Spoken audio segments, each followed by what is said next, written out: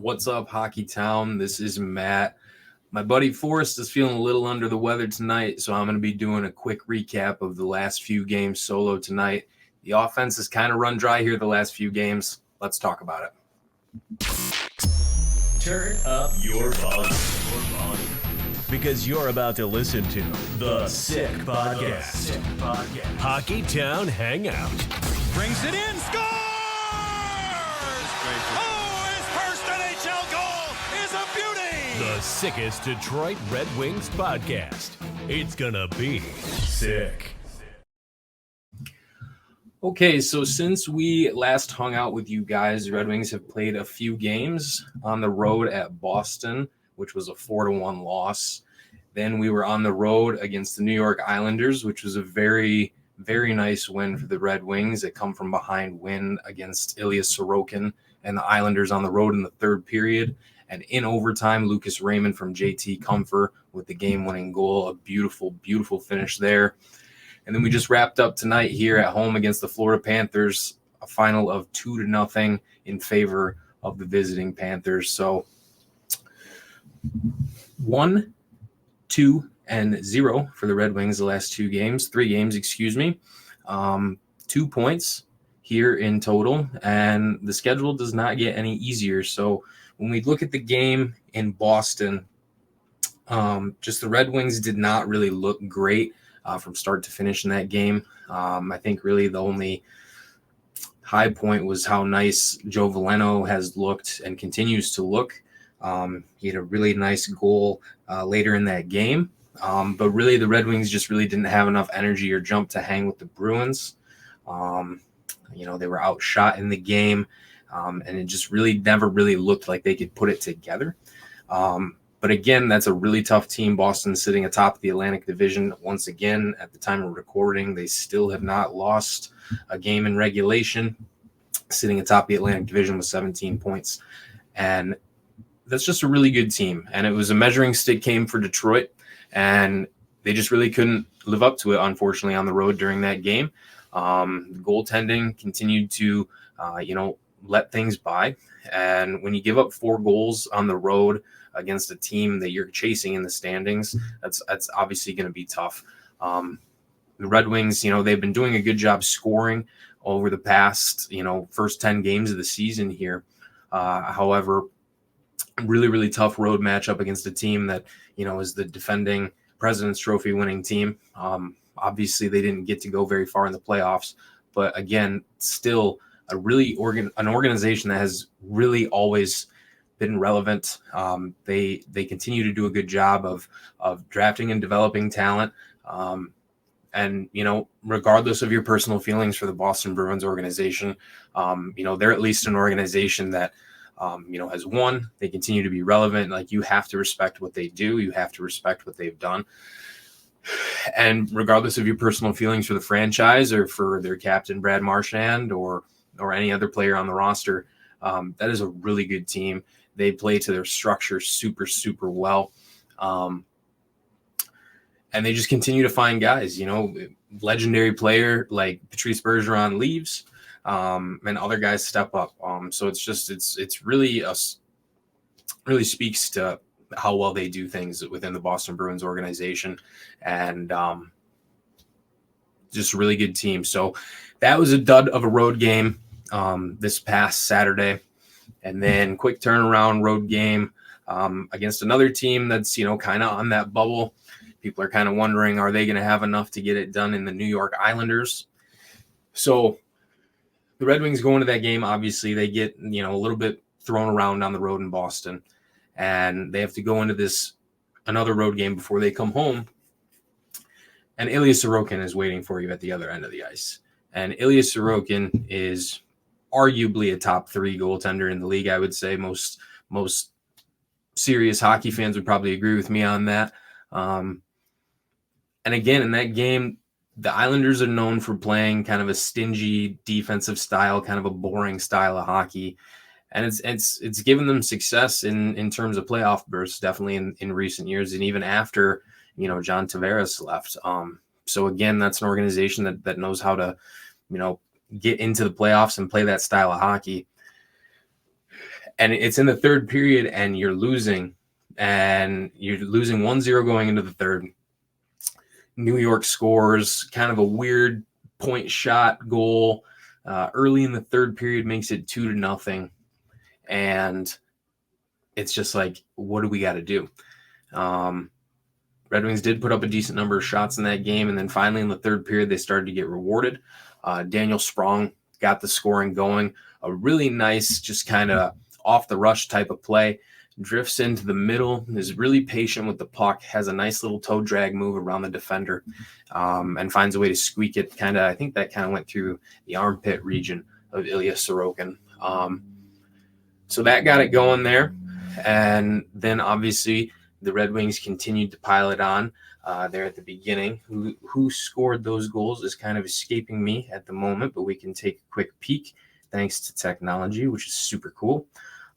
So if we just go to our phones and pull that up real quick, we can see that after Daniel Sprong, Jake Wallman scored. That was a nice little play where kind of a deflection from a shot, and it just kind of landed right on his stick there at the top of the point and just kind of threw it at the net. And again, throw pucks at the net and good things happen. The Red Wings had some traffic there. Obviously, that's what you need to do to get through to a goalie like Sorokin. You got to make it hard for him, because if that goalie can see that shot, he's going to stop it 99 out of 100 times, if not 100 times. So good usage of just getting pucks and bodies to the net. That seemed like in that third period to me. I did not get to watch that game live, unfortunately, due to the ongoing Bally Sports fiasco that we all love so much right now. However, watching it on replay, that third period, they really came out, and despite that goal against really early in the third, they continued to press. They continued to be organized, moving the puck up the ice. And they continued to get rewarded, obviously, with Wallman scoring. And then JT Comfer with the go-ahead goal, right? Yeah, that made it 3-2. And that play by Moritz Seider, his second assist of the night, just such a heads-up play. And Mickey Redmond was talking about it on the pregame show tonight, the Florida game. And just JT Comfer just gets lost, and that cross ice pass was wide open, and Seider just found it, put it on his tape, and it was a slam dunk. Just such a beautiful goal. And just really nice to see JT Comfer get going, because the second line has really not really lived up to it these past few games here, maybe the past 4 or 5 games. The reason why we had so much success the first, 5-6 games or whatever it was, we were getting scoring from everywhere. And the second line especially, Andrew Copp was scoring a bunch of goals, and but it's kind of gone dry a little bit here. And that is definitely a reason to pause and have a little bit of concern, because if we are going to be a team that relies on Larkin and DeBrincat and Raymond to do it every night, we're not going to be the type of team that we want to be. We have to have everyone showing up for every game. And mentally, as a human being, that's tough, just to show up all the time like that, especially at a high level of professional athlete. Quite frankly, none of us can relate to that. So it's really, really hard, and you got to respect what they do. And to come out, you got embarrassed in Boston a little bit. You come out, you're playing okay. You're just not really getting rewarded. And, you take a bad bounce and you're down on the road in the third period, getting shut out by, a Vezina finalist pretty much. And you find a way to come back and take the lead. So awesome stuff. Unfortunately, Bo Horvat was able to score a power play goal there to tie it in the third period. Again, kind of the late penalties in these games kind of continue to plague the Wings here a little bit. We got to find a way to be more disciplined than that, for obvious reasons, right? I mean, we just cannot be a team that continues to put teams on the power play 4, 5, 6 times a game. You're just playing with fire at that point. And it's not a good strategy. So, and then we get to overtime, and it's funny too. The last podcast, we critiqued Lucas Raymond's finishing ability a little bit, and then what does he do? He goes out and buries the overtime goal in this away game against the New York Islanders. Just a really, really heads-up play. A really nice keep in there at the boards, because the puck was coming out, like Comfort and Raymond had a rush and it got broken up and the puck was coming out, but they were able to hold it in.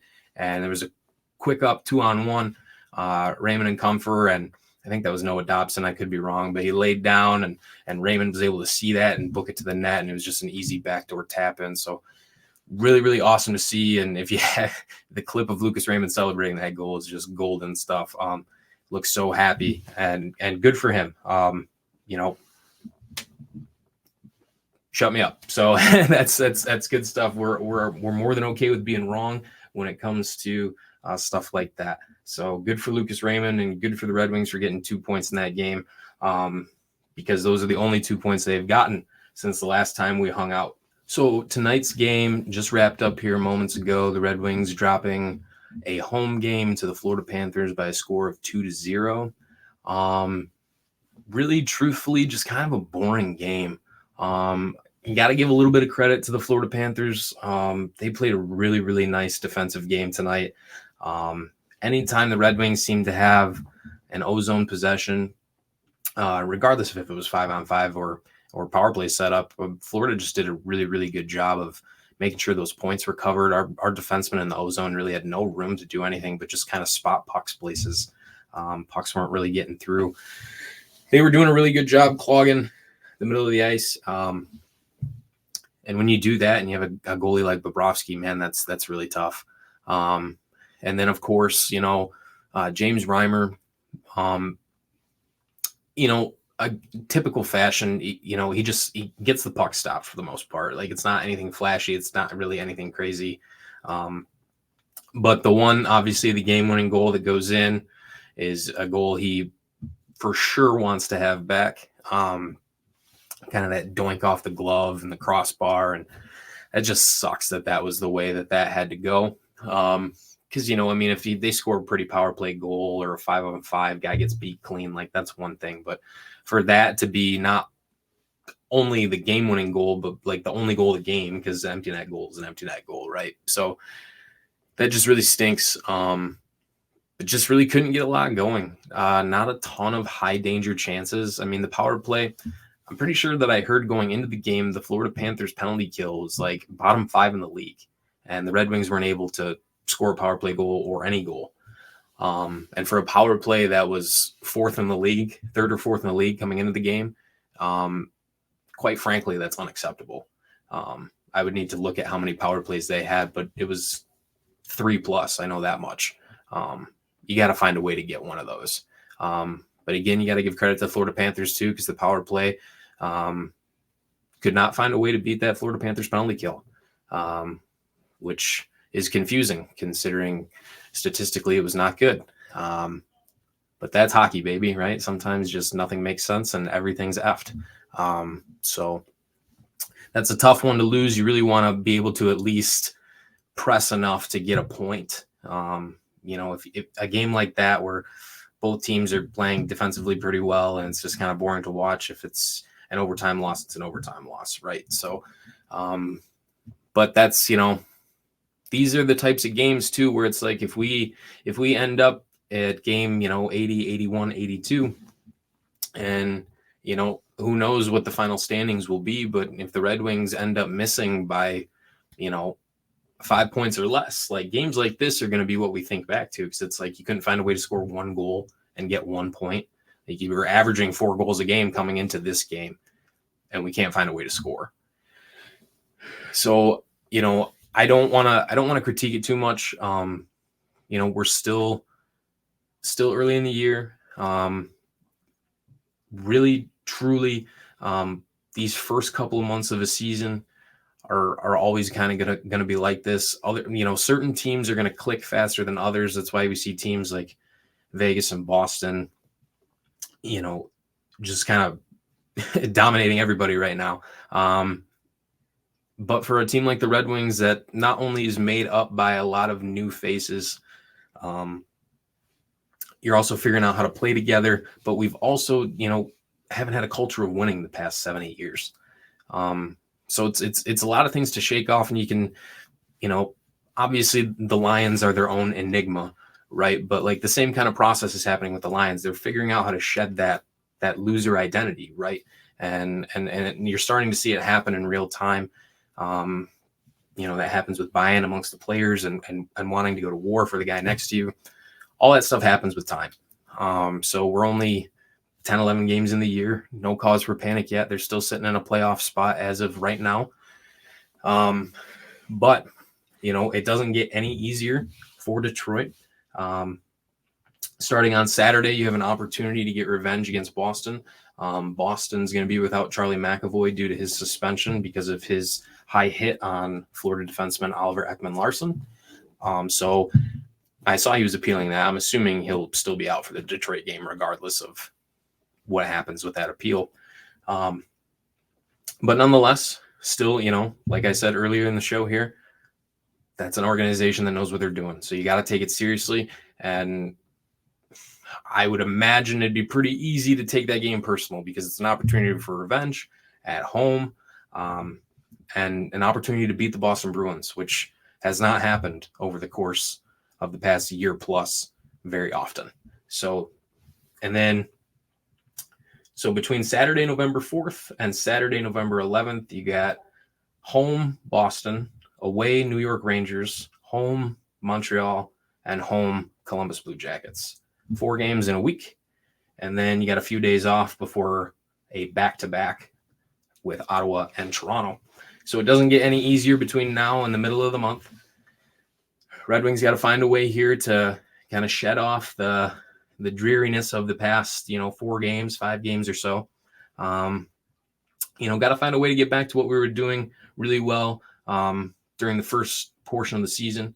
When we started out red hot, what were we doing really well? We were establishing our forecheck. It was looking really good. The energy was good. What else were we doing really well? We were clogging the neutral zone really well. Good stick positions, good angling in the neutral zone. And the offensive zone was doing really well too in terms of, we're moving pucks low to high really well. We're spacing out their D zone, low to high, side to side. We're not just spacing them out top to bottom. We're spacing them out side to side too. And then the power play being timely and finding a way to cash in on a clip of, 1 out of 3, 1 out of 4.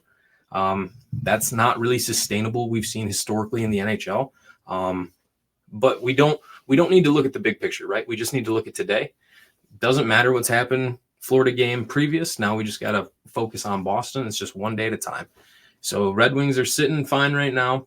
Got to find a way to make some adjustments, and Forrest and I will dive into that more deeply together once he's back and off the LTIR, and we can get his full cap hit back on the books. But Red Wings are doing just fine right now. I'm not pressing the panic button yet. I don't think you should either. I really think what they need to do is focus on what were we doing so well at the beginning that we were having success in those games and getting those points against those teams. And what do we got to do to get back to that? And I'm sure that's no secret to them. The Red Wings are going to be okay. Let's get ourselves right here tomorrow and Saturday, and let's get ourselves ready for a revenge game against the Boston Bruins. And what a way to start the weekend off if the Red Wings can find a way to get back to that identity that we saw at the beginning of the year. And, hey, if they can put that effort that we saw at the beginning in a home game on a Saturday night at the LCA against the Boston Bruins, I think our opinion changes pretty quickly, and that's hockey, baby. So let's watch in anticipation to see how they react, bounce back on Saturday. Maybe the cavemen working at Bally Sports will have their rocks and sticks working by then, so we can watch the game legally through the streaming apps that we pay for. That would be super appreciated by all of us. But yeah, no need to panic yet, Red Wings Nation. We're going to be just fine. Keep pounding your ginger ales and keep supporting the team. Things are going to be all right. Let's not press the panic button yet. So thanks for hanging out with us this week, guys. This is a little short one for you this week. We'll get Forrest back here next week, and hopefully we're talking about some more Red Wings wins. So I'm Matt, Red Wings Diehards. Follow us on Twitter. It's not X, it's Twitter. Shoot us a follow. Thanks for hanging out with us. I'll talk to you next time. And that's a wrap. Hope you don't miss us too much until next time. Follow the Sick Podcast Hockey Town Hangout on YouTube, Facebook, Google Play, and Apple Podcasts.